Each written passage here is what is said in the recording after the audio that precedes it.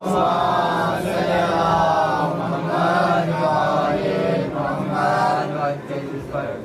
اللہ لا حول ولا قوة الا باللہ العلی العظیم. اعوذ باللہ من الشیطان اللعین الرجیم.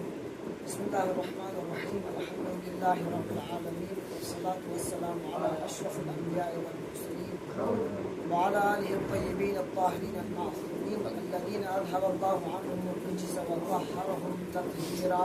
صلوات اللهم صل على محمد وآل محمد وعجل سب سے فرجہ. پہلے تمام تعریفیں اس خداوند متعال کے لیے جس نے ہمیں سچوں کا ماننے والا پیدا فرمایا. عید مباہلہ چند دن پہلے گزری ہے. سورہ آل عمران میں خداوند متعال کا ارشاد گرامی ہے ومن حاجک فیہ من بعد ما جاءک من العلم فقل تعالوا ندعو ابناءنا وابناءکم ونساءنا ونساءکم وانفسکم ثم نبتہل ونجعل لعنت اللہ علی الکاذبین. تھوڑے مباہلہ یہ عید مباہلے کے حوالے سے اس کا پس منظر دیکھیں.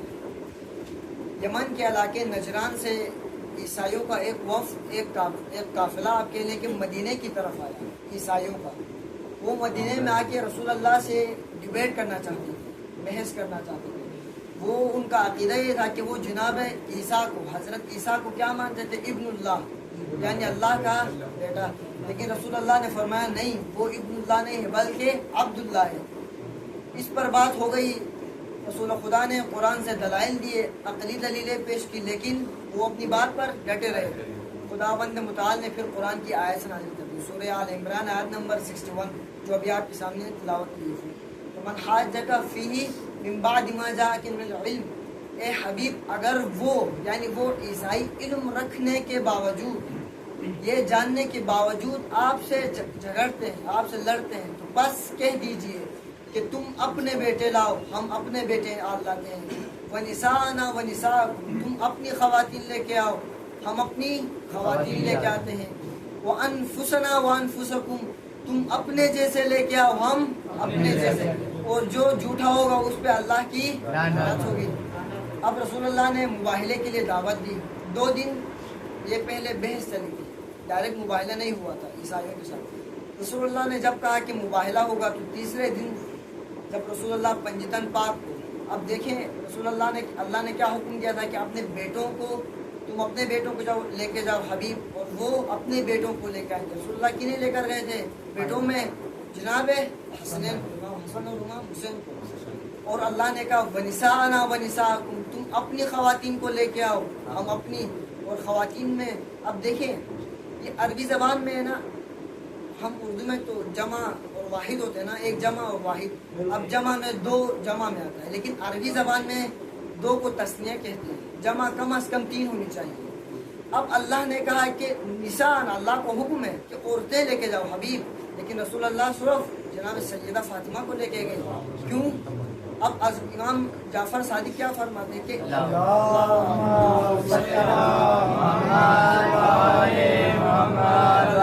علامہ طباطبائی نے بھی اپنی تفسیر المیزان قرآن مجید کی تفسیر میں لکھا ہے کہ ویسے تو پورا قرآن جناب سیدہ کی عظمت میں ہے, لیکن اس آیت میں اتنی فضیلت ہے کہ جناب سیدہ حضرت فاطمہ کی ایسی فضیلت کسی اور کی نہیں ہے.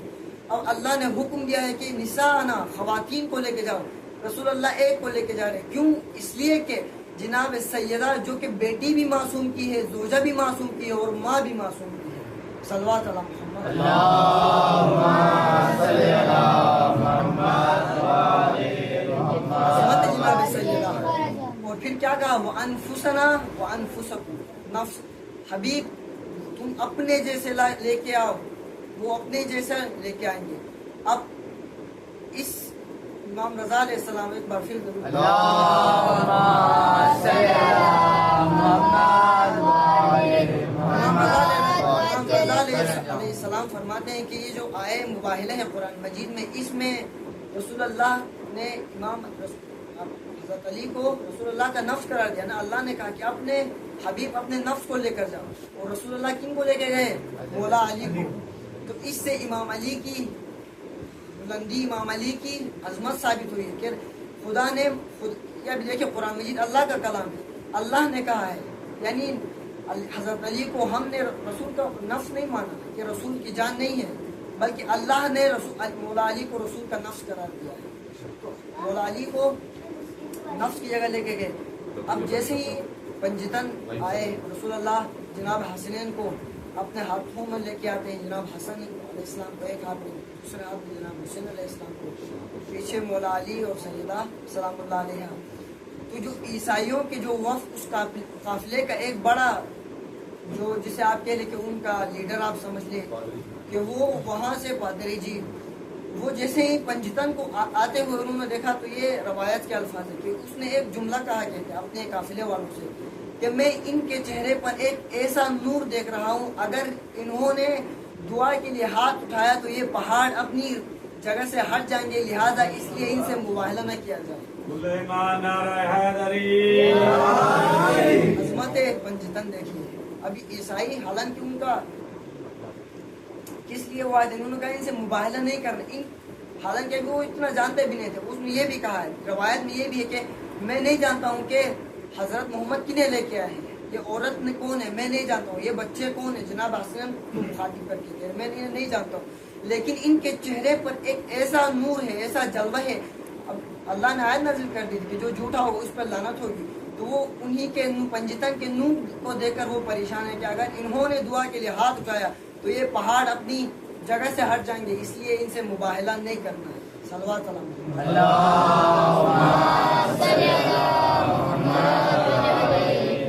اب آپ کی توجہ ہے تو ایک نقطہ یہاں پر آپ کے سامنے، اب اللہ نے تو کہا تھا کہ جو حبیب آپ اپنے بیٹے لے کے جاؤ وہ اپنے بیٹے لے کے آئیں گے، آپ اپنی عورتیں لے کے جاؤ وہ اپنی خواتین لے کے آئیں گے، آپ اپنے جیسے لے کے جاؤ وہ اپنا جیسے لے کے آئیں گے، اور جو جھوٹا ہوگا اس پر لعنت ہوگی۔ اب وہاں پر جو عیسائی وہ معافی مانگ کر صلح کر لی، وہاں سے وہ چلے گئے، مباہلہ نہیں ہوا، دعائی نہیں کی پنجتن میں، تو پھر وہ لعنت گئی کہاں؟ حالانکہ قرآن مجید میں آیت تو اب تک باقی ہے، اللہ نے کہا تھا جو جھوٹے اس پر لعنت، وہ پھر کہا گئی وہ لعنت، سوال بنتا ہے۔ تو وہ پھر وقت گزرتا گیا، وقت گزرتے گزرتے مہینے سال میں تبدیل ہو گئے، سال گزرتے گئے کہ انہی پنجتن میں سے جناب سیدہ ایک مرتبہ ایک دربار میں کھڑی تھی، وہاں پر جا کے اپنا حق مانگا، وہاں پر اس شخص نے کہا کہ تمہارے گواہ کون کون ہیں؟ جناب سیدہ نے کہا میرے گواہ حسنین ہے اور جناب علی ہے۔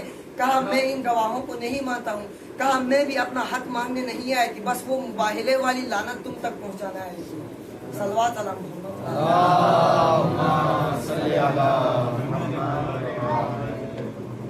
ایک اور نقطہ آپ کی سماعتوں کی نظر اور التماس سے دعا ہے، جناب رسول خدا نے کتنی غزوات لڑی ہیں، کتنی جنگیں لڑی ہیں، بہت ساری لڑی ہیں، بے حساب جنگیں لڑی ہیں، بہت زیادہ، حضرت مولا علی نے بہت زیادہ، لیکن اتنی جنگیں رسول اللہ نے مولا علی نے لڑی ہے، لیکن اللہ نے آج تک ایسی فضلت بیان نہیں کی ہے رسول اللہ اور مولا علی کی جو سیدہ کی دی ہے۔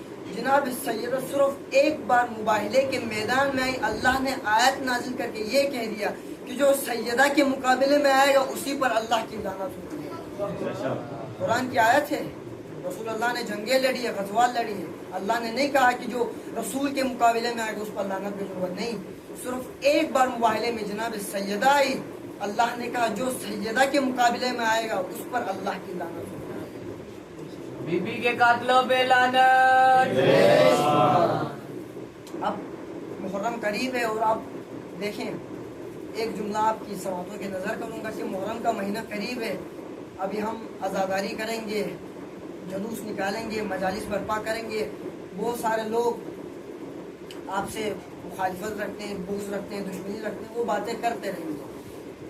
اب ایک سوال آپ نے اکثر دیکھا ہو کہ یہ بھی کہا جاتا ہے کہ سوشل میڈیا میں کہ یہ شیعوں کی جلوسوں میں مجالس میں یہ خواتین بھی آتی ہیں، تو انہیں یہ سمجھا دیا جائے کہ اللہ نے یہ ہمارا کوئی نہیں ہے بلکہ یہ قرآن میں ہے، کہاں سے یہ آئے؟ موبائل سے آپ نے جواب دی، جو آپ سے یہ کہے کہ یہ آپ کے مجالسوں میں جلوسوں میں یہ خواتین کیوں آتی ہیں، تو آپ کہیے کہ جنگوں میں خواتین نہیں جاتی، منع ہے اسلام میں، لیکن مباہلوں میں خواتین کو آنا چاہیے، مباہلوں میں خواتین کو آنا چاہیے، کیونکہ اللہ کا حکم ہے۔